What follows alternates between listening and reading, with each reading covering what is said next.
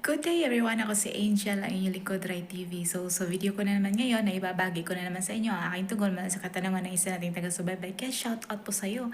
Sana ang interpretasyon na ito ang sagot sa iyong katanungan. At para na din sa inyo dyan na may katulad sa panaginip na ito, paalala ko lamang lagi na ito ay isang general interpretation. Kaya unawain nyo at tingnan mabuti ang mga nangyayari sa inyong buhay ngayon at gamitin ang inyong sariling intuition at mag-connect directly sa mga impormasyon na maaaring ibabahagi ko. At kung ito ay nag-resonate, bawat isa sa inyo, please leave us sa comment at huwag natin kalimutang mag-like, mag-subscribe at i-hit na din ang notification bell para may updated ka lagi. May hindi pa nakapag-follow sa aking Facebook page, i-follow nyo na po, Dry TV at i-share nyo na din. Maraming salamat. Ang mga klase ng scissors or gunting sa ating panaginip ay mahalaga.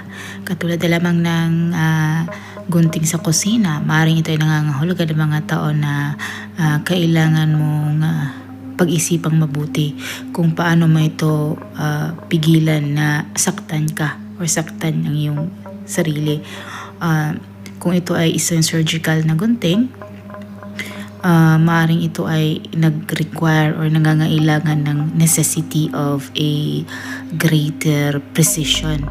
Meaning, which is nangangahulugan na mayroong isang tao na mangangailangan ng tulong dahil sa isang mga failing health. Ang gunting, maaaring ito din ay nag-indicate ng isang razor sharp tongue or yung mga biting comment. At ang pagkakaroon ng panaginip tungkol sa gunting ay associated with a separation.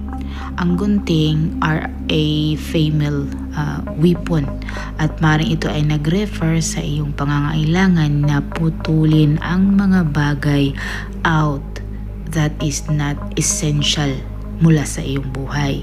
Yung mga nararamdaman, yung mga sensations or yung mga behavior. Kailangan mo din i-examine kung ano ang mga something na yon. Ang pagkakita mo ng iyong sarili na gustong putulin ng mga bagay with a scissor sa panaginip, ito ay nag-indicate na kailangan mo i-examine ang iyong waking life a bit more dahil ang gunting ay nag-predict ng mga annoyances at conflict ahead. At sabi mo nga sa iyong panaginip, ang iyong in-laws ay binibigyan ka ng gunting. Ang pagkatanggap mo ng gunting sa panaginip ay maaaring nangangahulugan na mayroong mga bagay na kailangan mong putulin sa pagitan mo at sa tao na nagbibigay sa iyo niyan. And this will generate grieving to you dahil it will be a big loss, a separation.